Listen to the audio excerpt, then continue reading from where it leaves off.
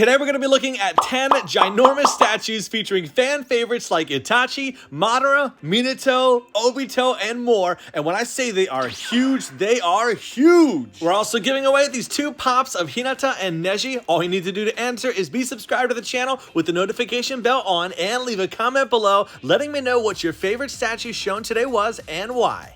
When I first started collecting, I told myself there was one type of forbidden statue that I would never own. Fast forward to today, and now I own 10 different ones, and we're gonna take a look at each one today. First thing, there's basically 2 different types of statues that exist. There's dynamic styles, which look like they have a lot of movement, power, and they may be inspired from a battle scene or a jutsu a character uses. Then there's the museum pose style, which, just saying that, right, it sounds kind of boring, but exactly as it implies, it's as if the character was standing in a museum and posing. It wasn't until the first time that I opened one of these statues and physically held it in my hand that it was changed forever. Most of these statues either come in a 1/6 scale or a 1/4 scale of the character's original height. For an example, let's take my guy. He's stated to be at 184 centimeters or around 72 inches. If we multiply that by 0.25, 1/4, it's 18 inches or 1.5 feet, which is massive to see in person. And with that explained, let's go ahead and take a look at all these giant, massive statues. Kicking it off with a giant ghetto statue base. This is made by Serge Studio, no stranger to this channel. The character on top is going to be masked Obito. On the right side, we'll see a rock representation of young Kakashi or Kid Kakashi. On the left side, we're going to have Rin. They did sculpt her head separately for some reason, probably because her hair is kind of pointy. Sculpting that separately means that she can ship apart from the statue, so it's just a little bit safer. And the ghetto statue, very, very menacing looking. As for Obito, it's huge, right? It's the size of my forearm, sitting at around 17 inches tall. There's the notch and how he keys in to the bottom of that ghetto statue base. All the details are amazing. The shading on the back really adds some details there. Here is some sections where some other accessories are going to key into. On the front, we can see the belt there. Looking over at his right arm, we can see a little bit of that Zetsu skin or flesh on the wrist. Overall, just a giant figure. How tall this thing stands. It's really heavy to hold up to the camera. I'll tell you, my arms get heavy. Pretty neat to see this detail or accessory up close. We have that short katana that goes on the back. And then also we have the giant war fan here. As you can see, right, the size of my hand. This thing is huge and packed full of all sorts of great details. Now, this thing does make the statue sit like around 26 to 28 inches tall. A little bit of chain representation on the top. I'm glad they didn't sculpt the full chain because there's a lot going on for this quarter scale piece as it is with him just standing there. One of the alluring parts for these statues are just the sheer size. Holding these up in person is incredible to see. They gave us 2 head sculpts for this statue, so one of unmasked Obito with his face, very well done. Like this is almost spot on, I'd say. Serge Studio doesn't nail head sculpts perfectly sometimes, but at least the mask version is, right? Hard to screw that one up. But here is the mask, probably gonna be the go-to head for me that I'll enjoy. And with that as well, they also have the tassel that goes on the back. That is everything fully assembled, and to complement a quarter scale statue like this, we have Serge Studio Kakashi. Very cool, complete form Susanoo representation on the base. I'm curious, is this Kakashi's Susanoo or Obito's? Like, what's the technical way that you would refer to it? But anyway, on the other side is going to be Kakashi's ninja dogs. Again, kind of in the stone representation, so it doesn't distract too much on the base, but cool to see all of them sculpted on there. Can you see Pakun on the bottom there? If you know me, you know I love to custom light statues, so sometimes I'll take this little sticker part on the bottom of the statue and stick some LEDs inside of there, but upon doing it for this one, I found, what the heck is all this? It's like different parts. You can see a foot there, sculpted inside, and it's not like they'll come out. They're literally sculpted inside of there, so I guess I won't be doing that, but kind of freaked out by the fact that all that is inside of there, and I never knew. The sticker cover goes back on easily, so no harm or anything was done for this statue. On to Kakashi's main body sculpt. Oh, so cool to see again this size. We have that notch and a steel rod on the bottom of the foot. That helps key into the bottom of the base and make sure he holds steady on there. On the chest, I love the fact that we have the wound that he received as he fought against Obito. Easily one of my favorite fights in the series. This hand, it was sculpted separately. And then we have his head sculpt, which is actually extremely good. But again, hard to mess up because most of it's covered by a mask.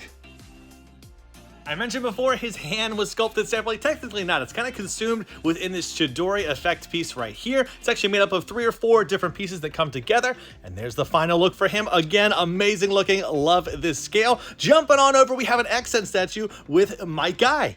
As we saw in the beginning, this is the base for the 8 gates Might Guy. So we have the Night Guy dragon represented all along this base. It is just begging for some custom lights to be added, but it's just not possible with this. We have some of the whiskers on the side, a lot of little pointy bits on this statue. I did have a few little tiny breaks. Thankfully, you can't really notice on this. And there's the top portion of the base we'll hit key into. Here is Guy himself. I hope one day I can get a normal version of him as well. They don't make many statues of him. Quite a few of the 8 gates, but love the chakra that is kind of oozing out of different parts of his body. All the little battle damage on his pants as well. And as we get up to the top, he is shirtless, right? We have all those lava-looking veins that are flowing all throughout his biceps, triceps, chest, everywhere. Just there, just flowing all throughout. They look crazy cool. That is another one of those things where I've seen statues where they illuminate or have some LEDs that make the veins glow. That would have been awesome as well. And the steam coming out of his mouth, or vapor, looks awesome. His likeness was captured perfectly to me, and this is another by Serge Studio. And just so you can see everything side by side, here is Guy, Kakashi, and Obito. I won't do all these, as we go along, but I wanted to just so you can see how they do look next to each other, all epic looking. And now for what may be one of my favorite quarter scale statues in my collection. I won't say who it is just yet, but we have the Rin Sharingan in the very center there, and all of the representation of the tailed beasts are going to be scattered throughout the bottom. It's crazy cool looking. I like the fact that they aren't colored because I think it would maybe look a little bit too busy, too much going on. So they went with this black and white pattern look. Some of the pieces were sculpted separately, like we have 6 tails that can come off there, probably because they had those antennas on top that could have broken easily. But crazy they fit every single 9-tailed beast onto this statue.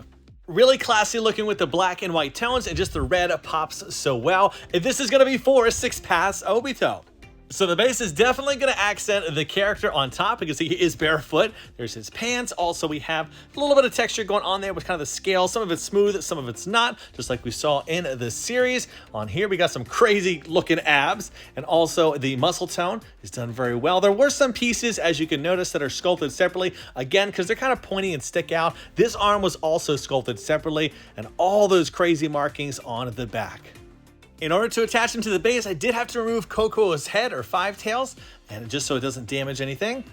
And here's a few of the pieces that will go on the front and back. These are the 2 on the front. I don't even know what to call these things, like flippers, fans. And here's the 3 that go on the back with the flames or fire on the tips.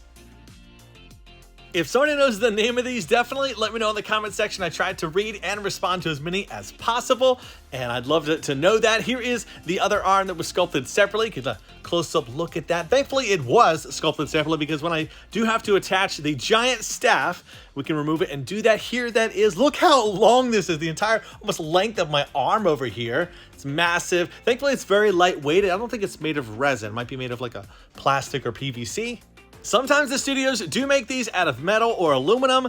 My guess is why they didn't for this one is it would have been too heavy, maybe causing some integrity issues over time with bending and leaning. But for this one, here's how it all looks together. A little bit wider because of how outward he's holding that staff, but glorious nonetheless. Up next, we're going to have another Serge Studio, and this is of Gaara. No one better to feature and showcase on the base than Shukaku, looking grumpy as ever. We have the 1 tail on the side as well, so nice little nod to that. And on the very top of the base, we have like kind of a little swirl of sand going on. And this statue is actually one of the first quarter scales that inspired me to collect quarter scale, because I had this dream and idea to showcase them next to larger epic statues. So this is one I showcased on the channel called Hex Collectibles, and that's where he's going to be going, right next to that statue. So love that we have that whole double war vest going on over here. A little bit of scratches on the arm because there's a sand effect that attaches to it. We'll show you later. And it did scratch it up a little bit, but like this, again, it's like 90% spot on. Something seems like a little off. Can't exactly point out what it is, but that's just Serge Studio, right? They do nail the likeness almost. Then we have the giant sand gore that's going to attach to the back. We have some cracks. There's the notch as well with the steel rod where it'll key into. On the top of the gourd is where that sand effect will key into. Thankfully, that is actually kind of a lighter weight. It is made of resin, but it's definitely lighter weight, so it goes in there nicely. It doesn't cause them to tip backwards or anything. And here is that effect. We're going to do a little operation. Remember that game growing up, Operation? You got to be careful to not scrape it up again, but that's how it looks when it's all together. Nice and flowing. The other hand was sculpted separately and just goes right into there. Really cool looking. A perfect pose for him, especially framed like this, right? Moving away from Serge Studio, we now have Leaf Fire Studio. This is Madara. I did do a YouTube short on this one a while ago, calling it the sexiest Madara in my collection. Just kind of joking around. This is, he's a shirtless Madara, but cool looking complete form Susanoo on the bottom, the Uchiha clan symbol on the top there. You can see where his feet's gonna go right on there. But here he is, again, shirtless. It's a very different sculpt, but it's kind of a battle damage version. So a lot of details going on here. Very high quality. This is my first by Leaf Fire, but it was amazing the turnout for it. Another statue I picked up because I had intentions of putting it next to a larger statue, one by Hex Collectibles, but awesome details. Again, look at the veins kind of popping out certain sections. That's something we haven't seen, that level of detail and paint job on there. But like this is very good. Love the grin. The hair sculpt is always impressive. And that's how he keys into there. It also comes with this nice little skipping stone, throwback to the moment and scene where they warned each other that the clans were about to turn on each other. So cool little detail they added. This one also comes with the ability to light up the Rinnegan eye. Unfortunately, I lost, or I can't find the little LED that does light it up. So here's my phone so you can see how it does look. But super cool little feature. Unfortunately, it is powered by batteries. So that's a punk to deal with. Moving on to a new studio, we have Cartoon World, another one that's not a stranger on this channel. I've collected a lot of stuff from their studio. I love it. On the side, we'll see some crows. They're actually, so they're made out of some chakra from the Susanoo. Instead of being black, my guess why they do that sort of stuff is to make sure that it just doesn't distract too much from what's going on top there. I kind of wish they were painted black, but still, they do look awesome and epic. Itachi is basically one giant sculpt. This is another one of those that is super heavy. So holding this up to the camera gets kind of tiring, but the details are amazing. Cartoon World is like next level quarter scale statue projects. His hand sitting inside of the robe there. And we can see kind of like a nice flow going on where the wind's blowing to the right, the robe's going that way as well as the hair. A cool feature with this statue is they had an EX version, which I did pick up, where it has the hat on here included. So if you want to, you can put that on top of them. There's a magnet on there, as well as a little felt pad so it doesn't scratch paint or anything. But awesome details, it magnetizes on there. And you can swap out this arm with the other one here. So he's going to be holding the very tip of that hat. Very neat. No other statue really has this kind of option available where they did that. So cool. Again, Cartoon World is one of the best out there for quarter scales. Next up is a very different base where it's the top of the Hokage mansion, and it is for the 4th Hokage, or Minato, and a lot of awesome little details that brought this to life. So it's not like the full mansion, right? But just some details of some of the wires, electricity. That's where he keys into, but really cool looking for this one. They did sculpt a few pieces separately on the main body where like the arms and the head is missing, but awesome. They have a crazy attention to detail for the texturing of the outfits. Cartoon World does. It's amazing what they do with that. The cape looks incredible. One thing I will mention though about Cartoon World's projects is their quarter scale statues. Sometimes they feel like, I don't know how to say this, like not like a 1/3 scale or a 3.5 scale. Like they're a little bit larger than other people's quarter scales. But there's that first hand holding the kunai, and the other hand is going to be holding that Hokage hat.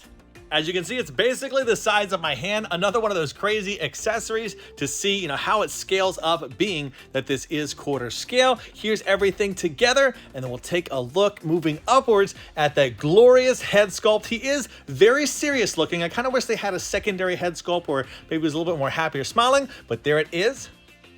Moving on to Cartoon World Sasuke, this base alone weighs a solid 35 pounds, just crazy amount of solid resin going on here. Cartoon World never skips out on the quality. We have the Uchiha clan symbol on the top, and then moving on, we're going to look at Sasuke's main body. A lot of it was pre-put together except for the arms. They did have that separate, and so we can see, again, the texture that they put all throughout the outfit is nice.